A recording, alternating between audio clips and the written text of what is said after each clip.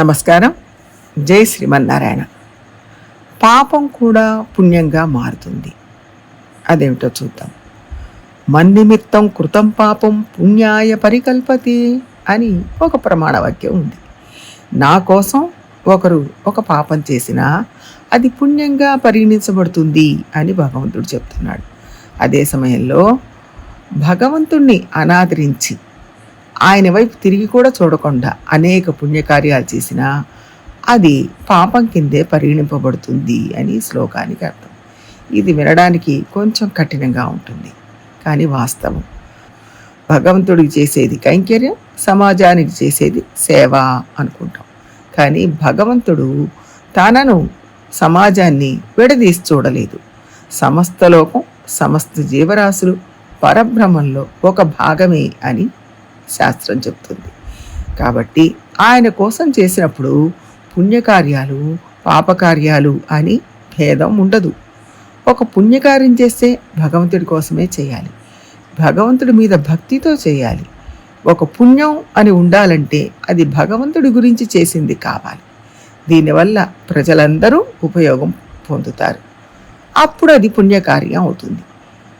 ఇది భగవంతుడు చెప్పాడు కాబట్టి నేను చేస్తున్నాను అనుకున్నప్పుడు అది పుణ్యకార్యం అవుతుంది.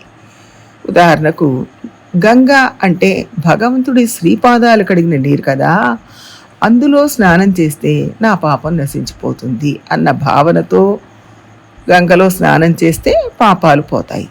ఏదో నది ప్రవహిస్తోంది, దాంట్లో నీళ్లున్నాయి, అందుకని స్నానం చేస్తాను అనుకుంటే మన పాపాలేవి తొలగిపోవు.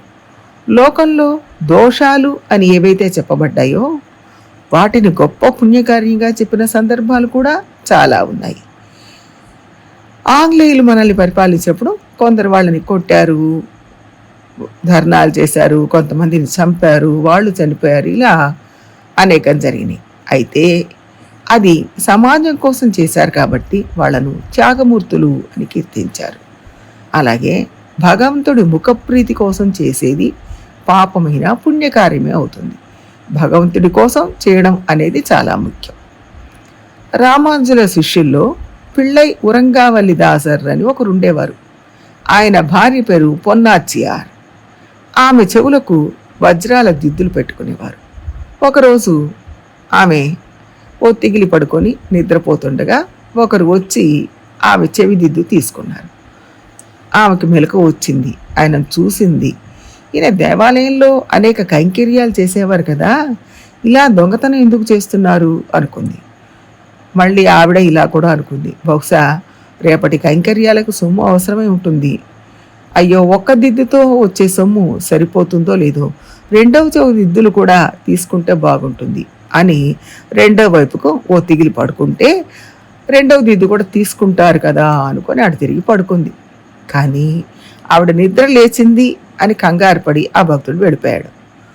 మరుసటి రోజు దాసర్ భార్యను చూసి ఒక దిద్దే ఉందేమిటి అని అడిగారు. ఆవిడ జరిగిందంతా చెప్పింది. ఆయన కోపంతో స్వతంత్రం ప్రకటించిన వాడు తిరిగి పడుకోకపోతే ఆయన రెండవ దిద్దు కూడా తీసుకునేవారు. ఒక దిద్దు తీసుకున్న వాడికి రెండవది తీసుకోవడం రాదా అన్నారు. దానికి ఆవిడ, ఆయన తీసుకోవాలనే కదా నేను కోరుకున్నాను అన్నది. నువ్వు కదిలావు అంటే స్వతంత్రం ప్రకటించి నిద్ర పోవట్లేదని, అంటే మేల్కొన్నామని తెలియజేయడమే కదా. అందుకని ఆయన రెండవ దిద్దు తీసుకోలేదు. ఆయన రెండవది తీసుకోకుండా ఆయన పని చెడగొట్టావు, ఆయనకు సొమ్ము సరిపోయిందో లేదో అని కోప్పడ్డారు. భగవంతుడు మనల్ని ఎప్పుడు ఎక్కడ ఎలా ఉంచితే అలా ఉండాలి, ఆయనే అన్నీ చేసుకొని పోతాడు, మనం మధ్యన స్వతంత్రం ప్రకటించకూడదు అని భార్యను ఆయన కోప్పడ్డారు. ఇప్పుడు ఈ భక్తుడు చేసిన పని సరి అయిందా కాదా అంటే లోకం దృష్టిలో ఇది తప్పు, కానీ శాస్త్రం దృష్టిలో చూస్తే అది విశేష ధర్మం, సరి అయిందే అవుతుంది. భీష్ముడు, దశరథుడు స్వర్గానికే వెళ్ళారు, పరమపదానికి వెళ్ళలేదు. ఎందుకని అంటే కృష్ణుడు ఉన్నాడు కాబట్టి అక్కడ ధర్మం ఉంటుంది అని విశేష ధర్మాన్ని గ్రహించకుండా ఏవో సామాన్య ధర్మాలు చెప్పి భీష్ముడు చివరిదాకా కౌరవపక్షంలోనే ఉండిపోయాడు. వాళ్ళు చేసే అకృత్యాలను నిలవరించలేకపోయాడు, చూస్తూ ఉండిపోయాడు. అలాగే దశరథుడు భార్యకిచ్చిన మాట తప్పకూడదు అన్న సామాన్య ధర్మానికి కట్టుబడి రాముడిని అడవికి పంపడం తప్పు అని గ్రహించలేకపోయాడు. విశేష ధర్మాన్ని వదిలేశాడు. రాముడికి కష్టం కలిగించకూడదు, ఆడిన మాట తప్పి నేను నరకానికే పోయినా పర్వాలేదు అనుకున్నట్లయితే ఆయన వైకుంఠానికే పోయి ఉండేవాడు. అందుకనే ఆ ఇద్దరు పరమపదానికి వెళ్ళలేకపోయారు. విశేష ధర్మాన్ని చూడకుండా సామాన్య ధర్మాన్ని చూడడం వల్ల వీళ్ళు సామాన్య ధర్మాన్ని పాటించారు. అంతకంటే విశేష ధర్మమైన భగవంతుడిని చూసి ఆయన కోసం జీవించాలి అని తెలుసుకోలేకపోయారు. భగవంతుడి కోసం చేసే పనిని పుణ్యంగా మార్చే గొప్పతనం భగవంతుడికి ఉంది అని మనం తెలుసుకోవాలి.